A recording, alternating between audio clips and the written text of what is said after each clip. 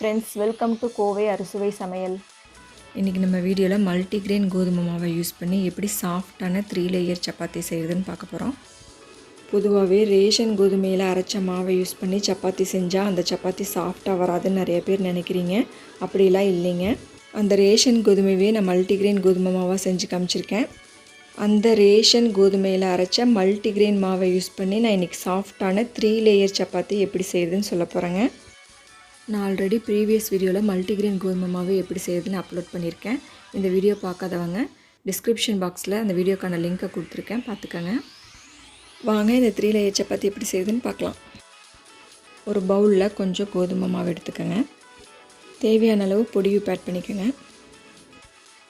கொஞ்சம் தண்ணி ஊற்றி நல்லா பிசைஞ்சுக்கோங்க.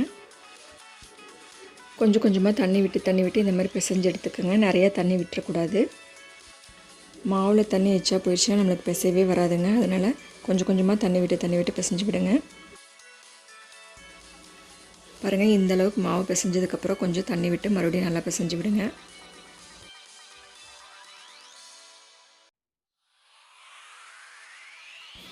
பாருங்கள், இப்போ மாவு ஓரளவுக்கு பாத்திரத்தில் ஒட்டவே இல்லை. இந்த மாதிரி ஸ்டேஜில் நம்ம கொஞ்சம் எண்ணெய் விட்டுக்கலாம். எண்ணெய் விட்டுட்டு நல்லா பிசைஞ்சு விடுங்க.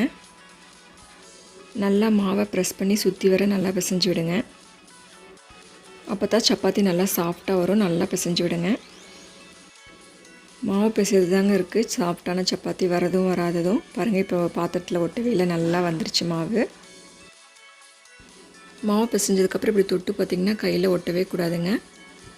இந்த பதம் வர வரைக்கும் நல்லா பிசைஞ்சு எடுத்துக்கோங்க. இப்போ கொஞ்சமாக எண்ணெய் ஊற்றி நம்ம பிசைஞ்சு வச்சுருந்த அந்த மாவு மேலே சுற்றி வர ஃபுல்லாக அப்ளை பண்ணி விட்டுருங்க. அப்போ தான் மாவு நல்லா சுற்றி வர காயாமல் இருக்கும். நல்லா ஸ்ப்ரெட் பண்ணி விட்டுருங்க.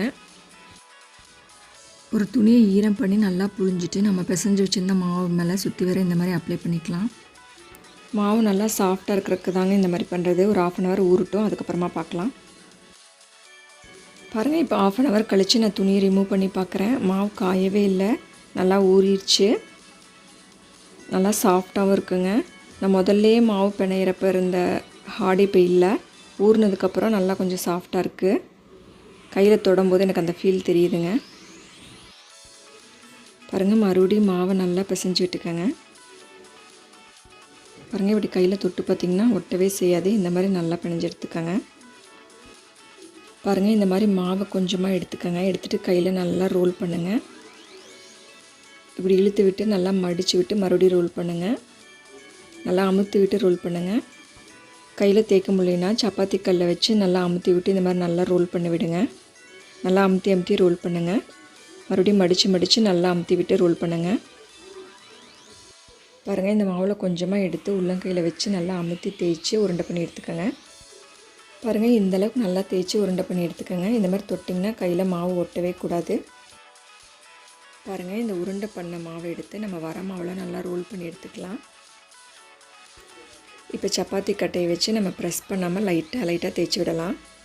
பாருங்கள், இந்த மாதிரி சுற்றி போட்டு லைட்டாக ரொம்ப அமுத்தி தேய்க்காமல் லைட்டாக ப்ரெஸ் பண்ணி தேய்ச்சி விடுங்க. பாருங்கள், இந்த மாதிரி சுற்றி வேற போட்டு லைட்டாக தேய்ங்க.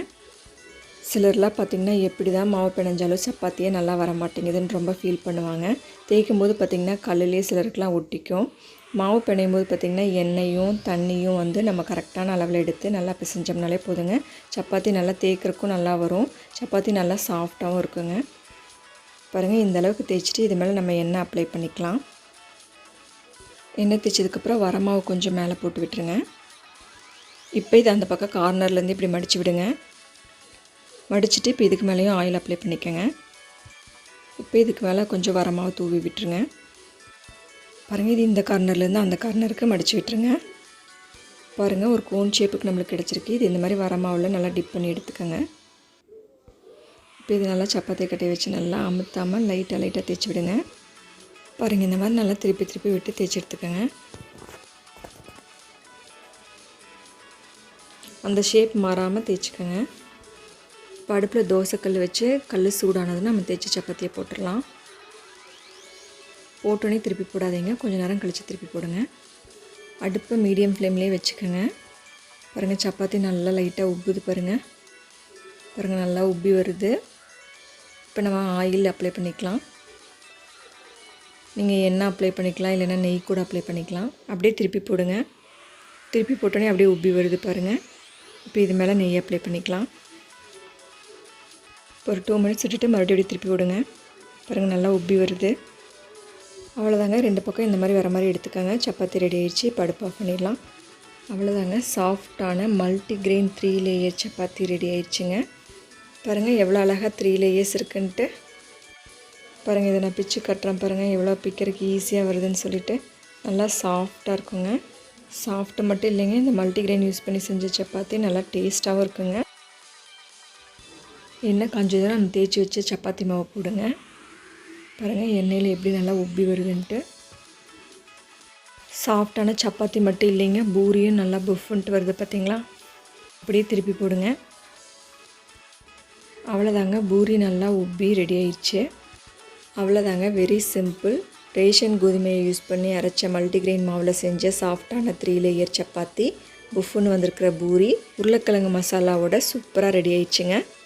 இந்த ரெசிபி நீங்களும் வீட்டில் ட்ரை பண்ணி பாருங்கள், ரொம்ப நல்லாயிருக்கும். இந்த வீடியோ பிடிச்சிருந்தால் லைக் பண்ணுங்கள், உங்கள் ஃப்ரெண்ட்ஸுக்கு ஷேர் பண்ணுங்கள், மறக்காமல் சப்ஸ்கிரைப் பண்ணுங்கள். கீழே இருக்கிற பெல் ஐக்கானை கிளிக் பண்ணிட்டீங்கன்னா நான் போடுற வீடியோஸோட நோட்டிஃபிகேஷன் உடனுக்குடனே உங்கள் மொபைலுக்கு ரிசீவ் ஆயிடும். சமைப்போம், சுவைப்போம், உணவையே மருந்தாக்கி ஆரோக்கியத்துடன் வாழ முயற்சிப்போம். Thanks for watching this video. Thank you friends.